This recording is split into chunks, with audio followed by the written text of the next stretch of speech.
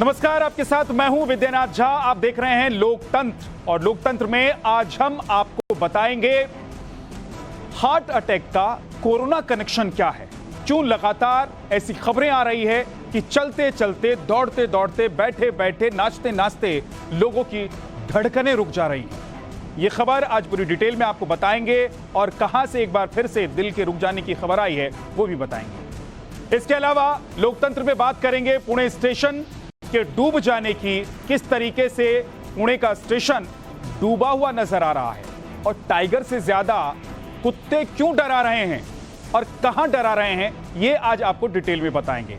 और special report में आपको दिखाएंगे कश्मीर में टारगेट किलिंग कब तक चलेगी, और साथ ही आपको बताएंगे कि कैसे मजहब के नाम पर जमीन जिहाद किया जा रहा है। तो लोकतंत्र में आज सबसे पहले आसमान से बरसियाफत की बात कर लेते हैं। यूं तो देश के कई हिस्सों में अक्टूबर में बाढ़ जैसे हालात दिखाई दे रहे हैं, लेकिन पुणे में तो पूरे का पूरा रेलवे स्टेशन ही डूबा हुआ नजर आया। स्टेशन के प्लेटफॉर्म और पटरियों पर पानी का डेरा दिखा। स्टेशन से पुणे शहर तक सिर्फ और सिर्फ पानी दिखाई दिया। सड़कों पर महंगी और चमचमाती हुई गाड़ियां भी पानी में बहती हुई नजर आई। पुणे पानी पानी क्यों हुआ और ऐसे हालात क्यों बन गए, आपको दिखाते हैं एक पूरी रिपोर्ट।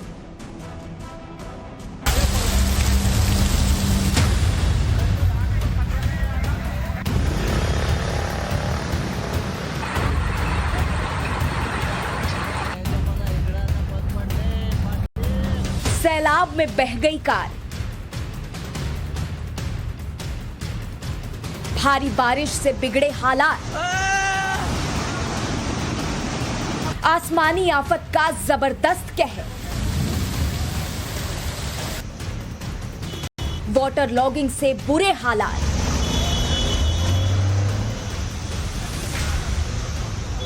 इन तस्वीरों को देखिए। हर तस्वीर बिगड़ते हालात को बयां करने के लिए काफी है। बारिश ने ऐसा कहर मचाया कि देखने वालों का दिल दहल उठा। शहर में सैलाब आ गया, और इसी सैलाब में कई टन वजनी कारें न केवल हिचकोले खा रही थी, बल्कि पानी में बह रही थी। जरा यहां नजर डालिए। इस तस्वीर में सैलाब की तेज आवाज के साथ साथ एसयूवी कार भी पलटते हुए नजर आ रही है। सांस रोक देने वाली इस तस्वीर को जिसने भी देखा वो दंग रह गया। पानी के तेज बहाव में कार न केवल बह रही थी, बल्कि पलटी भी खा रही थी। साथ ही साथ आसपास खड़े लोग इस मंजर को देखकर सहम उठे थे। स्थानीय लोग भले ही इस मंजर को अपने मोबाइल फोन में कैद कर रहे थे, लेकिन उनकी आवाज में डर और दहशत साफ झलक रहा था।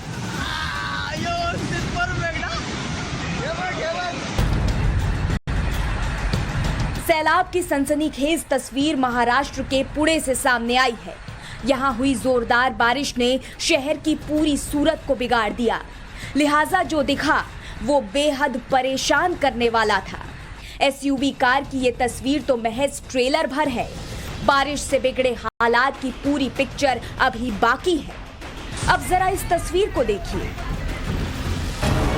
ये कोई नदी, झील या समंदर की तस्वीर नहीं, बल्कि ये पुणे के ही रेलवे स्टेशन की तस्वीर है। भारी बारिश के बाद पुणे स्टेशन भी पानी से लबालब है।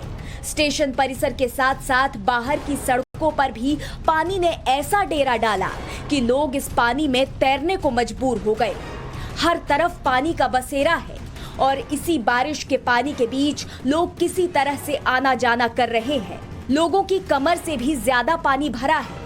यहाँ सड़कों पर 3 से 4 फीट तक पानी है, और इसी पानी के बीच लोग रेलवे स्टेशन तक जाने की जद्दोजहद कर रहे हैं। स्टेशन के आसपास के मकान और दुकानों में भी पानी घुस गया है। स्टेशन परिसर में इंतजार कर रहे लोगों का भी हाल बेहाल है, क्योंकि न पैर रखने के लिए जमीन दिखाई दे रही है और न सामान रखने के लिए कोई उपाय दिखाई दे रहा है। पूरा स्टेशन पानी पानी है। अब इस तस्वीर को देखिए। भारी बारिश के बाद जो हालात खराब हुए, तो इसमें सड़क पर खड़ी महंगी और चमचमाती गाड़ियां भी बहती नजर आईं। तस्वीरों में आप देख सकते हैं कि एक एक कर 2 कारें बह रही हैं। इतना ही नहीं, सड़क पर भी जगह जगह जल जमाव के हालात हैं। सड़कें पानी में डूबी हैं और आम आदमी हलकान है। पुणे में देर रात से हो रही तेज बारिश ने पूरे शहर में कहर बरपा रखा है। सड़कें तालाब में तब्दील हो गई हैं और पूरा जनजीवन अस्त व्यस्त हो गया है। लिहाजा निचले इलाकों और करहा नदी के किनारे रहने वाले कुछ लोगों को सुरक्षित स्थानों पर पहुंचाया गया है। हम फिलहाल खड़े हैं पुणे के सांगवी एरिया में, जहां अभी भी पानी भरा हुआ है। आप मेरे पीछे देख सकते हैं कैसे गाड़ियां गुजर रही हैं, कई गाड़ियां रुक भी रही है क्योंकि पानी में जाते ही मशीन में पानी घुस जाता है और गाड़ी आगे चल नहीं पा रही है। ऐसे भी हम देख रहे हैं। हम आपको बता दें फिलहाल बारिश रुक गई है और पुणे के कई हिस्सों में पानी उतर चुका है, लेकिन सांगवी जैसे कई इलाके अभी भी बचे हैं जहां पे पानी अभी भी भरा हुआ है। ये लगातार पुणे में देखा जा रहा है कि हेवी कॉन्सेंट्रेटेड जो बोलते हैं 2 से 3 घंटों में तेज बारिश होते हुए नजर आ रही है। वापस एक बार पुणे ने ये देखा। मौसम विभाग के मुताबिक पुणे में अगले 2-3 दिन तक बारिश के आसार हैं, यानी लोगों को राहत मिलती नजर नहीं आ रही। पुणे में दिन के समय आसमान में बादल छाए रहने और शाम को गरज के साथ हल्की से मध्यम बारिश होने के चांसेस हैं।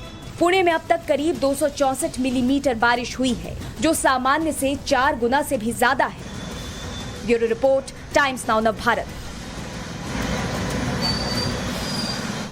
तो सामान्य से 4 गुना ज्यादा बारिश हुई और इसी वजह से देखा आपने किस तरीके से पानी में सब कुछ डूबा हुआ नजर आया। तिनके की तरह गाड़ियां बह रही हैं, स्टेशन पर पानी है, पटरियों पर पानी है और जहां आप देखेंगे पानी ही पानी आपको पुणे में नजर आएगा। और ये सब इसलिए क्योंकि बारिश की वजह से यहां आपातकाल जैसी स्थिति हो गई है। लोग अपने घर से बाहर निकलने से डरने लगे और स्टेशन पर पानी भर गया, गाड़ियों में पानी भर गया, लोगों के घरों तक पानी पहुंच गया और इसी वजह से पुणे में स्थिति बहुत खराब हो गई, हालात बद से बदतर हो गए।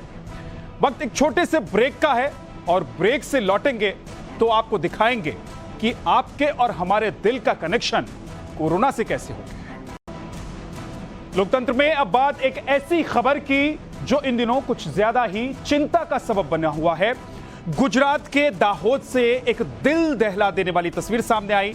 यहां एक शख्स डांडिया खेलते खेलते हार्ट अटैक का शिकार हो गया।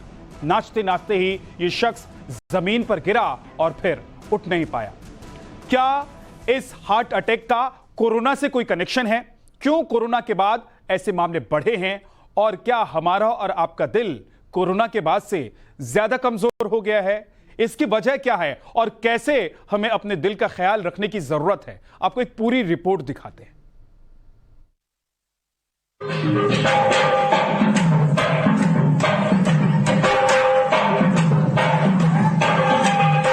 वो नाच रहा था, खुशियों से झूम रहा था। अचानक कुछ ऐसा हुआ कि वो गिर पड़ा और फिर कभी ना उठ सका।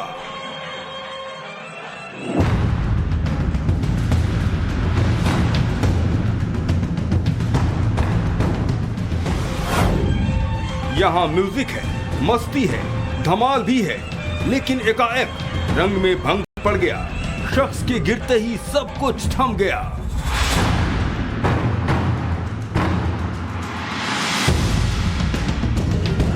नाच गान में सब मशगूल थे, लेकिन अचानक ही एक शख्स के दिल ने धोखा दे दिया और दिल का दौरा पड़ते ही शख्स की मौत हो गई।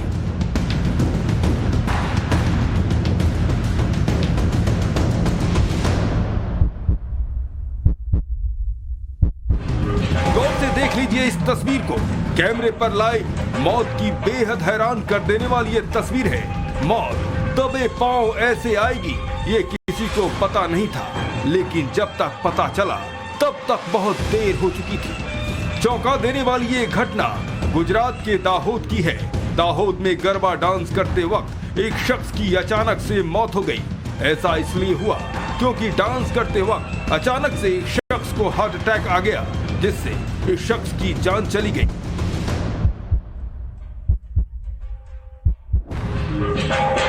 इस तस्वीर को एक बार फिर से देख लीजिए।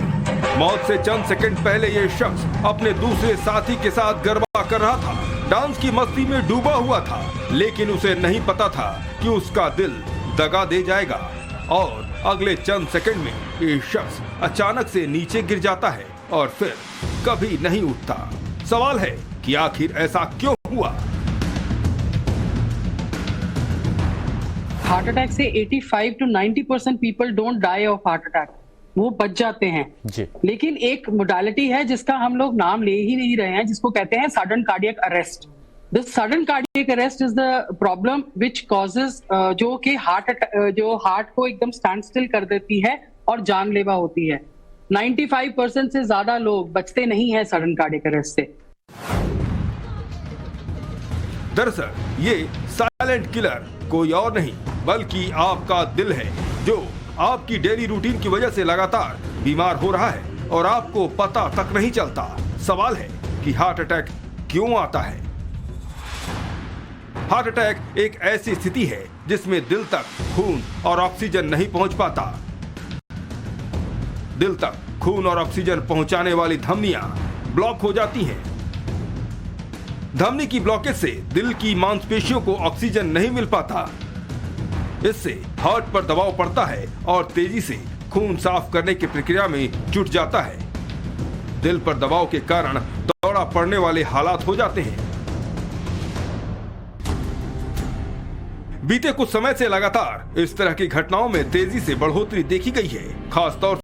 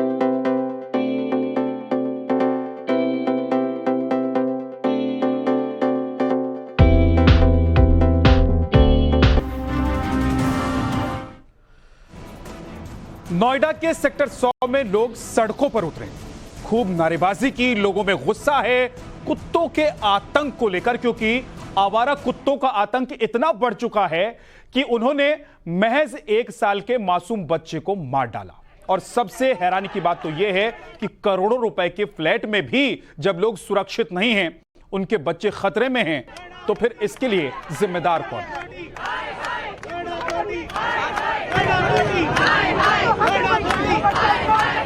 पहले भी ऐसे अटैक हुए कुत्तों के यहाँ पर? बिल्कुल, कईयों बार अटैक हो चुके हैं। मैं 7 साल से आ रही हूँ, मेरा भी छोटा बच्चा है। हर बार अटैक होता है, कोई सुनवाई नहीं होती, कोई कार्रवाई नहीं होती। कुत्ते 10 से बढ़ के 25 कुत्ते हो गए अंदर।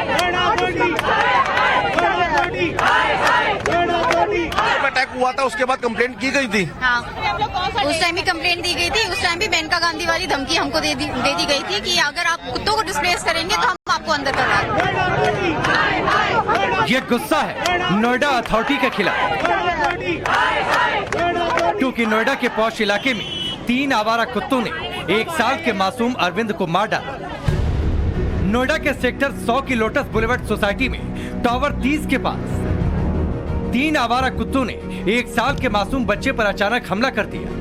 इतनी बुरी तरह से नोचा कि 1 साल के अरविंद की आंतें तक बाहर आ गई।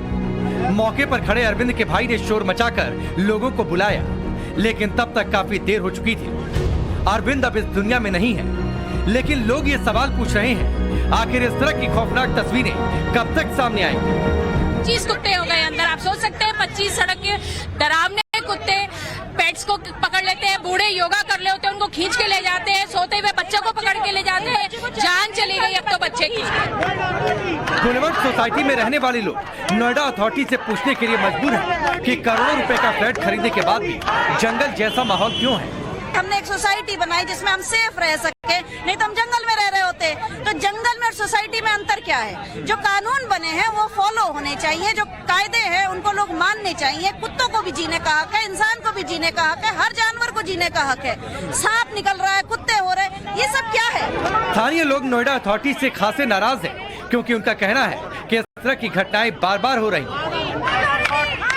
मैडम जो घटना हुई है इससे पहले भी ऐसी घटना सोसाइटी में हुई है। 3 साल पहले एक 6 साल की बच्ची के साथ हुई। यह हाल नोएडा की इसी सोसाइटी का नहीं है। सोसाइटी बिल्डिंग कुत्तों की दहशत है, जिसका सबूत है गाजियाबाद की ये दूसरी तस्वीर। अपने कुत्ते को लेके जाओ, क्या परमिशन की बात कर रहे हो आप? नोएडा में जहां आवारा कुत्तों ने एक मासूम को सोसाइटी के अंदर मार डाला, तो वहीं दूसरी तरफ गाजियाबाद में कुत्ते को घुमाने पर विवाद हो गया। जानकारी के मुताबिक इंदिरापुरम इलाके में एक महिला और उसकी बेटी पालतू कुत्ते को शौच करवाने के लिए घुमा रही थी। इसी दौरान जब एक महिला ने इस पर ऐतराज किया तो विवाद बढ़ गया, जिसे एक शख्स ने कैमरे में रिकॉर्ड कर दिया। आप लेके जाओ अपने डॉग को। ये कोई पहला मामला नहीं है जब कुत्ते को लेकर विवाद छिड़ा है। अपने कुत्ते को लेके जाओ, क्या परमिशन की बात कर रहे हो आप? इंदिरापुरम की सिविटेक्स सोसाइटी में पिटबुल डॉग ने 11 साल की बच्ची पर हमला किया। पिटबुल के मालिक पर पुलिस ने केस दर्ज कर लिया। आम्रपाली विलेज सोसाइटी में आवारा कुत्ते ने एक बच्चे को काट लिया। सीसीटीवी में पूरी वारदात कैद हो गई थी। साफ है कि इस तरह के मामले नोएडा की वेल रेपुटेड सोसाइटी में बढ़ते जा रहे हैं, लेकिन सवाल यह है कि आखिर कुत्तों के हमलों का शिकार आम लोग कब तक होंगे। मोहित ओम के साथ bureau report, times now, Navbharat. लोकतंत्र में एक और छोटा सा ब्रेक, लेकिन ब्रेक से लौटेंगे तो आपको दिखाएंगे कि घाटी में एक बार फिर से कैसे चुन चुन कर आतंकी आम लोगों को निशाना बना रहे हैं। छोटा सा ब्रेक फौरन। जम्मू कश्मीर में एक बार फिर से आतंकियों ने कायराना वारदात को अंजाम दिया। शोपिया में आतंकियों ने फिर से हिंदुओं की टारगेट किलिंग की। कश्मीर के शोपिया में आतंकियों ने कन्नौज के रामसागर और मनीष की हत्या कर दी है। दोनों मजदूर शोपिया में सेब की पैकिंग का काम करते थे। वहीं जम्मू कश्मीर पुलिस ने इस मामले में 2 हाइब्रिड आतंकियों को गिरफ्तार किया है, लेकिन ये कोई पहला मामला नहीं है। इससे पहले शोपिया में शनिवार को पूरन कृष्ण भट्ट की गोली मारकर हत्या कर दी गई थी। मनीष और रामसागर की हत्या के पीछे आतंकी संगठन लश्कर का हाथ है। लश्कर के ही संगठन टीआरएफ ने इस हत्या की जिम्मेदारी भी ली है, लेकिन इन सब के बीच फारूक अब्दुल्ला का हैरान करने वाला बयान भी सामने आया है। फारूक अब्दुल्ला ने हिंदुओं की हत्या पर कहा है कि जब तक इंसाफ नहीं होगा ये कभी रुकेगा नहीं। सर, टारगेट किलिंग लगातार कश्मीर में हो रही है सर। अभी भी कल 2 दिन पहले जो है कश्मीरी पंडित, ये कभी बंद नहीं होगा। जब तक इंसाफ नहीं होगा कभी बंद नहीं होगा। और इसको बंद करने के लिए जितनी भी शोर करते हैं, ये कहते हैं कि जहाँ बहुत सब कहते थे पहले 370 से ये हो रहा, आज तो 370 नहीं है। मेरी क्यों मृत्यु हो रही है? इसके जिम्मेदार कौन है बताइए मुझे। दुनिया में बताया जा रहा है कि हालात हमने बेहतर कर दिए। अगर वो बेहतर कर दिया तो फिर फटक बेचारा मारा नहीं जाता। कहाँ है हालत बेहतर? मुझे तो नहीं दिखता। वहीं बीजेपी नेता रविंद्र रैना ने फारूक अब्दुल्ला पर कड़ा प्रहार किया है, पलटवार किया है, जवाब दिया है उन्हें। शायद डॉक्टर फारूक अब्दुल्ला साहब वो मंजर जब घरों से निकलना कश्मीर में मुश्किल होता था उसको भूल गए हैं। और आतंकवादियों पर कड़ा प्रहार भी मोदी सरकार ने किया है। आज ढूंढ ढूंढ कर सेना और पुलिस इन आतंकवादियों का सफाया कर रही है। जिस तरीके से उनका सफाया हो रहा है वो सीधा जंग भारतीय सेना और हमारी पुलिस से आतंकवादी लड़ नहीं सकते। इसलिए सॉफ्ट टारगेट्स को ढूंढकर निशाना बनाते हैं। ये दौर भी खत्म हो जाएगा। एक और छोटा सा ब्रेक, लौटेंगे तो आपको दिखाएंगे गुरुग्राम में गदर कैसे मच गया, कैसे किराए की जमीन पर मस्जिद खड़ी हो गई और उसके बाद जमीन कब्जाने के बहाने बवाल खड़ा कर दिया। और वक्त स्पेशल रिपोर्ट का है जिसमें आपको दिखाएंगे गुरुग्राम में चोरी छिपे मस्जिद बनाने के दावों और उस पर मचे बवाल की एक्सक्लूसिव पड़ताल। हमारे रिपोर्टर अभिषेक राज ने ग्राउंड जीरो पर जाकर दोनों पक्षों से बात की, पूरी हकीकत जानी, जिसके बाद हमने ये डिटेल रिपोर्ट आपके लिए तैयार की है। ताकि आप समझ पाएं कि दरअसल जो बवाल मचा है, हंगामा खड़ा किया गया है, उसके पीछे की इनसाइड स्टोरी क्या है और सच क्या है।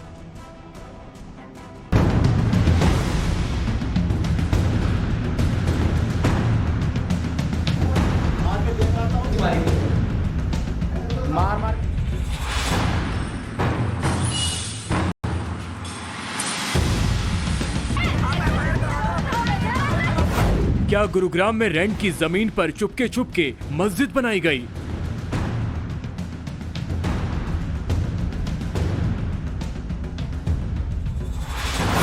रात के अंधेरे में इबादत की जगह पर हमले की हकीकत क्या?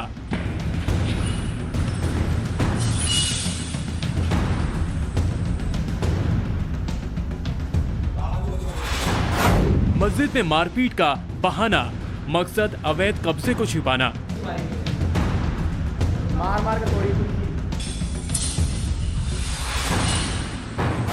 गुरुग्राम में जिस जमीन पर गदर, वहां से एक्सक्लूसिव ग्राउंड रिपोर्ट।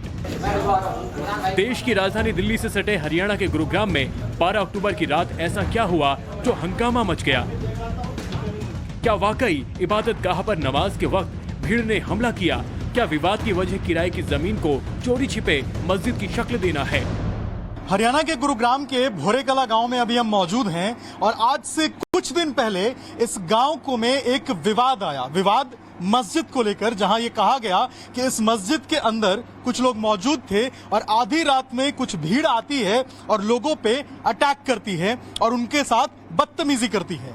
ये मस्जिद आप देख रहे हैं, ये भोरेकला गांव की मस्जिद है। इसका नाम भी भोरेकला मस्जिद है और इसी मस्जिद के ऊपर जो है ये आरोप लगे कि यहाँ पे कुछ लोग आए और अंदर बैठे लोगों के साथ बदतमीजी की।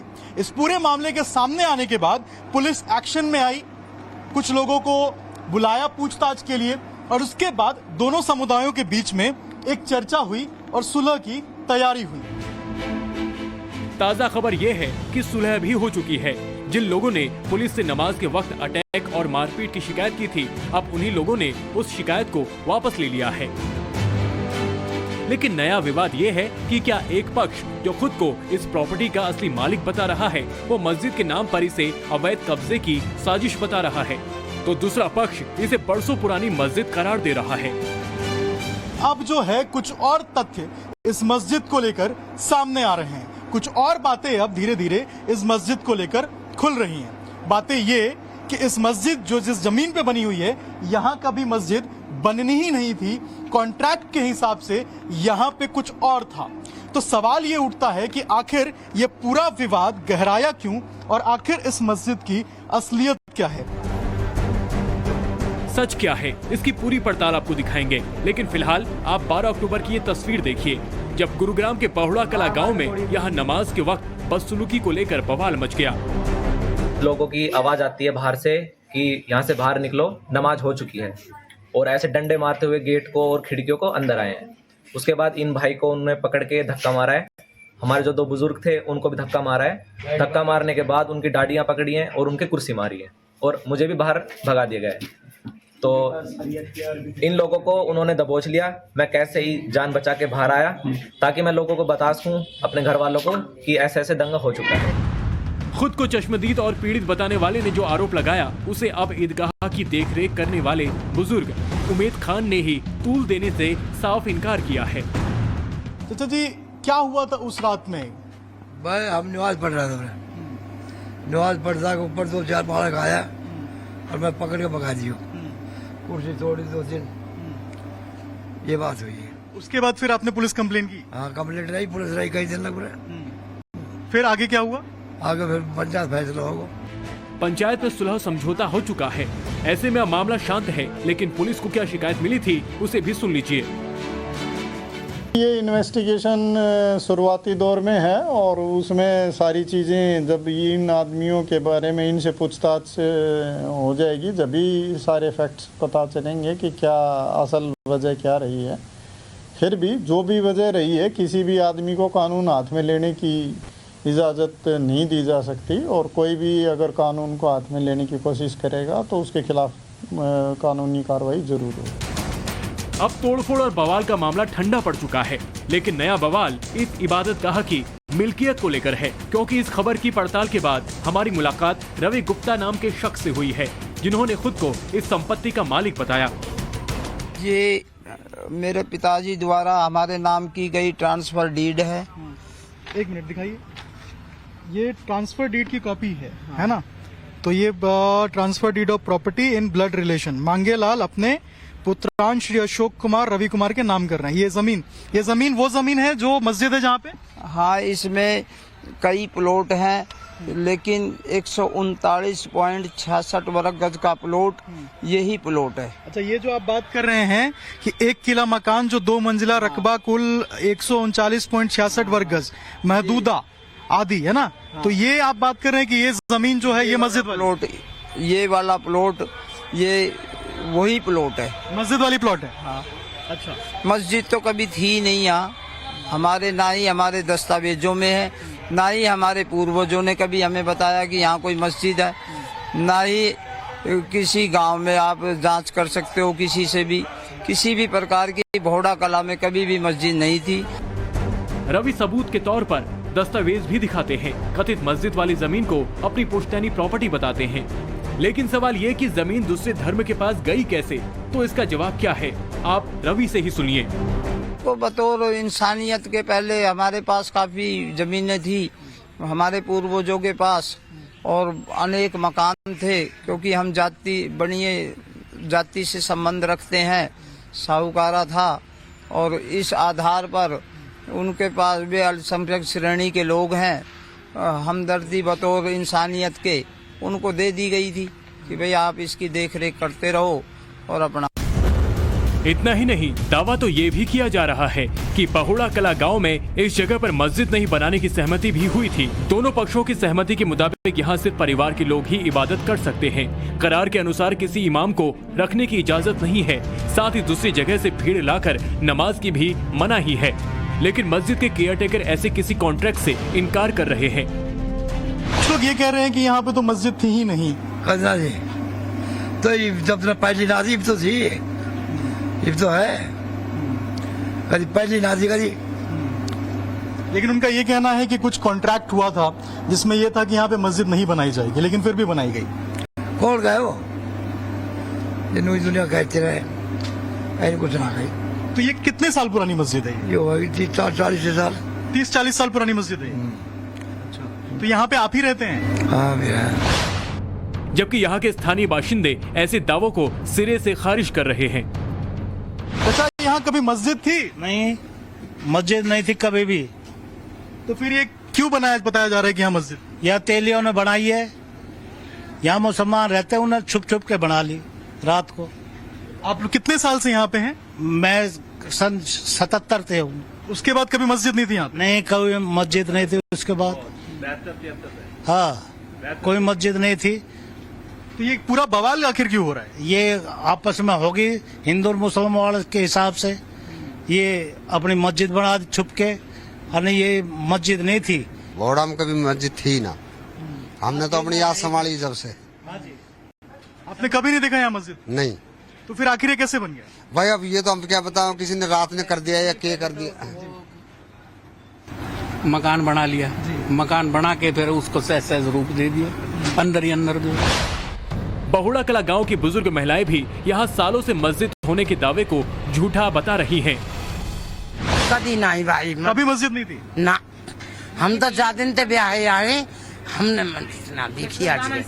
हाँ, मस्जिद ही ना, तो बता कहाँ थे कभी नाम वो बनना। अब आखिर कैसे बनाई? हम तो राजी ना भाई, कतई भी रात बनाई होगी कौन। अब आप लोग क्या चाहते हैं? अब राजी ना थे कि भाई हम जितना बने घोड़े में होनी ना चाहिए। जब पहले थे ही नहीं, बाहर बनिए, जाओ बाहर, यहाँ कैसे बनवा लेंगे? कभी हता ही नहीं, कैसे बनवा ले भाई? ये जगह मस्जिद की है। गुरुग्राम के इस इलाके में लंबे वक्त से सक्रिय सामाजिक कार्यकर्ता भूपेंद्र सिंह का दावा भी कुछ ऐसा ही है। वो भी बहुड़ा कला गांव में कहीं भी मस्जिद होने से साफ इनकार कर रहे हैं। भूपेंद्र इस जमीन पर रवि और अशोक, दो भाइयों के मालिकाना हक को लेकर लोअर कोर्ट का ऑर्डर भी दिखाते हैं। जो आप इसको मस्जिद बता रहे हो, यह सरासर गलत है। ये 2014 से केस चल रहे हैं। Ravi son of Mangelal son of Umrao ji का देहांत हो गया। उनके पश्चात ये मांगेलाल की आई। उनके पश्चात इन दोनों भाइयों का, रवि और अशोक, इनका मामला था। इनका 2014 से चल रहा। 2014 में इन्होंने दावा डाला है। उसके बाद में 2014 में इनका डिसीजन आ चुका है। और 2021 में जिस जमीन को आप बता रहे हो कि मस्जिद है, वह मस्जिद है ही नहीं। वह जमीन विवादित जो पक्ष जो इसको मस्जिद बोल रहे हैं, ये double story house measuring 139.6 square yard situated within lal dora of village Boda Kala tehsil Pataudi, which is allotted share of plaintiff of Ashok Kumar measuring 80 square yard shown yellow colour and mark by letters ABGF and their share defense Ravi Kumar measuring 59.66 square yard. यानी total जो 140 गज के करीब जमीन है, उसमें से 80 गज एक भाई के नाम आ गई है, 60 गज दूसरे भाई के नाम हो चुकी है। इसमें मुस्लिम पक्ष तो जबरदस्ती इस पे कब्जा किए हुए बैठा है। कोर्ट में गरिमा यादव, सिविल जज junior division sub division Pataudi, उनका फैसला आया हुआ है। उनके पास जो आप ये मस्जिद बता रहे हैं, कोई कागज ही नहीं उनके पास। मस्जिद की मुखालफत करने वालों का दावा है कि हिंदू परिवारों ने मुस्लिम फैमिली को भाईचारे में जमीन दी और उसने इस पर अवैध कब्जा जमा लिया।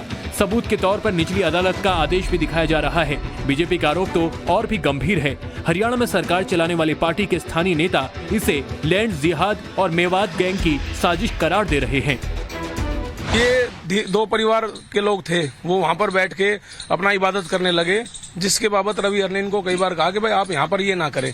तो धीरे धीरे इन्होंने क्या करा, ये रात को कभी 200 ईंट लाते, कभी 400 ईंट लाते, और वहाँ धीरे धीरे उन्होंने एक मजार बनानी शुरू कर दी। ये इनका लैंड जिहाद का पहला कदम था। ये इसके माध्यम से यहाँ पर अपने मुसलमान बस्तियां बसाना चाहते थे, क्योंकि हमारे भोडा, हमारी पटौदी विधानसभा से मेवात टच में है और यहाँ से लगातार बड़ी मात्रा में गोकशी होती है। जो गो तस्कर है उनके साथ हमारी बहुत बार मुठभेड़ हुई है, और जो हमारे हरियाणा के मशहूर गोरक्षक है भाई मोनू मानेसर, उनको भी कई बार गोलियां लगी है।